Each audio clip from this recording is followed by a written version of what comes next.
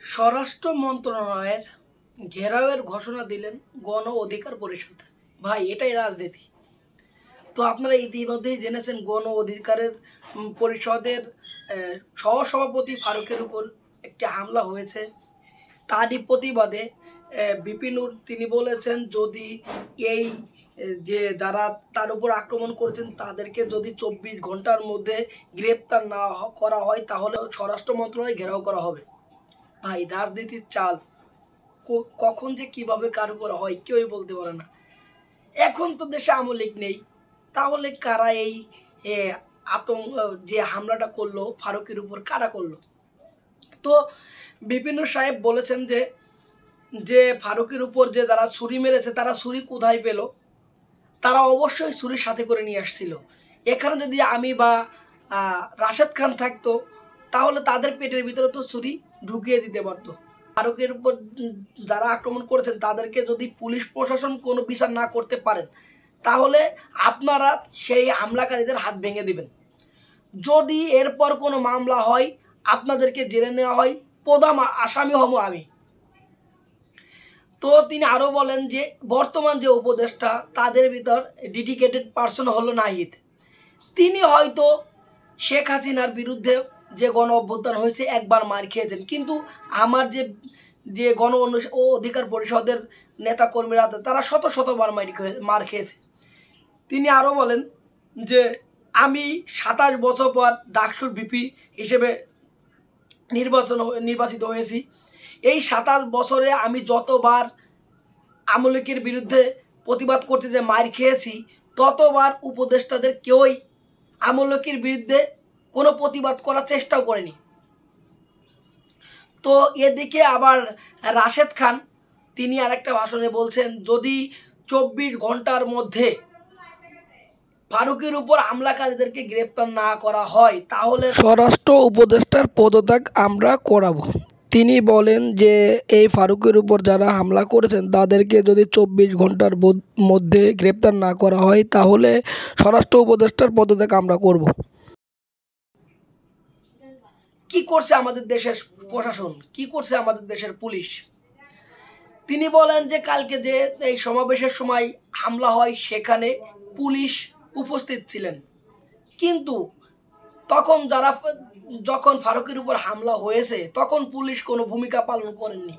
আজকে যেমন আমার সমাবেশে পুলিশ চারিদিকে রয়েছে, ঠিক তেমনি কালকে সমাবেশেও এভাবেই পুলিশ ছিল, কিন্তু পুলিশ কোনো ভূমিকা পালন করছেন না।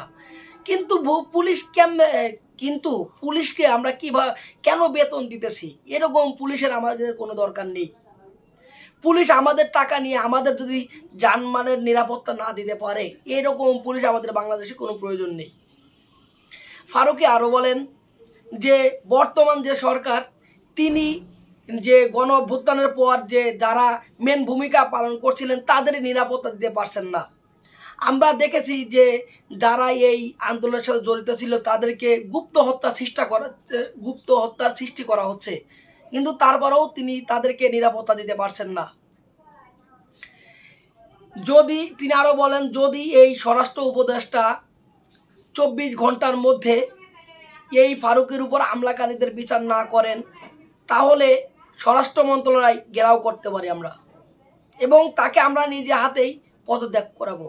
এই কথা শুনে স্বরাষ্ট্র উপদেষ্টার তো মাথায় ঘুম নেই। আসলে কথা হচ্ছে যে যে হামলাটা করলো কারা?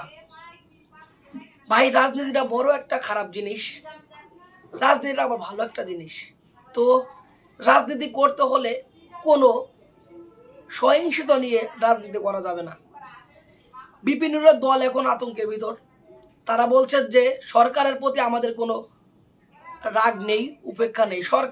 বর্তমান যে সরকার আছে তাদেরকে আমরা দেশের সরকার বলে মনে করছি। স্বরাষ্ট্রপতি যদি এই কাজ তাদের ধরতে যদি বিলম্ব করে তাহলে স্বরাষ্ট্রপতির পদত্যাগ করবে জনগণ। তারা আরো বলেন, যদি এই 24 ঘন্টার মধ্যে যদি এই স্বরাষ্ট্রপতি এই হামলাকারীদের গ্রেপ্তার না করেন তাহলে অবশ্যই সচিবালয় ঘেরাও করব। তিনি আরো বলেন, শরীফ সাইফুল তন্ময় এবং হিল্লল, এই 4 জনের নেতৃত্বে ফারুকের উপর হামলা হয়। এখনো পর্যন্ত তাদেরকে গ্রেপ্তার করা হয়নি। তারা হাসপাতালে বসে লাইভ করছেন, তারা বিভিন্ন ব্যবসা বাণিজ্য করছেন। তাহলে কি করছেন আমাদের এই প্রশাসনগুলা, কি করছেন আমাদের সরকার, কি করছেন স্বরাষ্ট্রমন্ত্রী? যদি তারা এই কাজ করতে ব্যর্থ হয় তাহলে কঠিন কর্মসূচি দিবেন তারা। তো সুপ্রিয় দর্শক, কি বুঝলেন? রাজনীতি এমন একটা জিনিস যেখানে ভালো মন্দ দুটোই থাকে। তাই আমরা অবশ্যই রাজনীতি যারা করি, কোনো প্রতিশোধমূলক রাজনীতি করা যাবে না। বর্তমান বাংলাদেশে যে পরিস্থিতি চলছে, কোনো দল কোনো দলকে সাপোর্ট করছে না, সেই জন্যই আজকের পরিস্থিতি এমন দাঁড়িয়েছে। এদের রাশেদ খান বলেন যে শেখ হাসিনার পালিয়ে যাওয়ার পিছনে যে ছাত্ররা কঠিন ভূমিকা পালন করছিলেন তাদেরকেই সরকার প্রোটেক্ট করতে পারছে না, তাদেরকে নিরাপত্তা দিতে পারছেন নাই বর্তমান সরকার। তো তিনি আহ্বান করেন সরকারের প্রতি আমাদের কোনো রাগ নেই, সরকার যেন তার জিনিসগুলো শুধরায় নেয় এবং এই যে হামলা চালিয়েছেন তাদেরকে যেন ধরতে সহযোগিতা করেন। তো ভিডিওটি কেমন লাগলো অবশ্যই জানাবেন। দেখা হবে নতুন কোনো ভিডিওতে। সে বন্ধু সবাই সুস্থ থাকবেন, ভালো থাকবেন। সবাইকে ধন্যবাদ। আসসালামু আলাইকুম।